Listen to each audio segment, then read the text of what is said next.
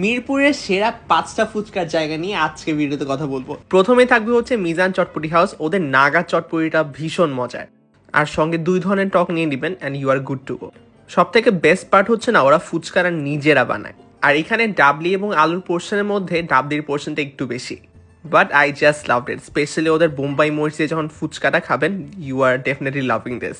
আর মিষ্টি টকটা বাদ দিয়ে চেষ্টা করবো নর্মাল টকটা নেওয়ার, বিকজ ইটস ইনসেইনলি গুড। এরপর থাকবে 2 নম্বরে হচ্ছে বশির ভাইয়ের ভেলপুরি। এটা আমি রিসেন্টলি খেয়েছি, আর ওদের ছোট ফুচকা এত মজার। বেস্ট পার্ট হচ্ছে কি, ওরা এখানে পেঁয়াজ কাঁচামরিচের একটা মাখা দেয়, তারপর উপর একটু লেবু চিপড়িয়ে দেয়।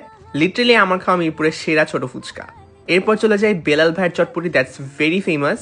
আর ওনার জিনিসটা না একটু ডিফারেন্ট, কারণ উনি ঘুগনির উপরে চটপটি দেয়। যেমন এই মিক্সচারটা একদম ঠান্ডা ঠান্ডা ভেলপুরি এবং ভিতরে গরম গরম চটপটি।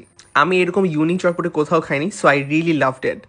এরপর 4 নম্বরে থাকবে হচ্ছে শহীদ খানের চটপটি। ওনার ফুচকার সাইজগুলো এতটা বিশাল, এই একটা ফুচকা খেতে মানে 2 জন লাগে, বিকজ এক প্লেট কিন্তু ইজিলি একজন শেষ করতে পারে না। আর সবার লাস্টে বলবো মোলা চটপটি নিয়ে, যেটা আমি ছোট থেকে বড় হয়েছি খেয়ে।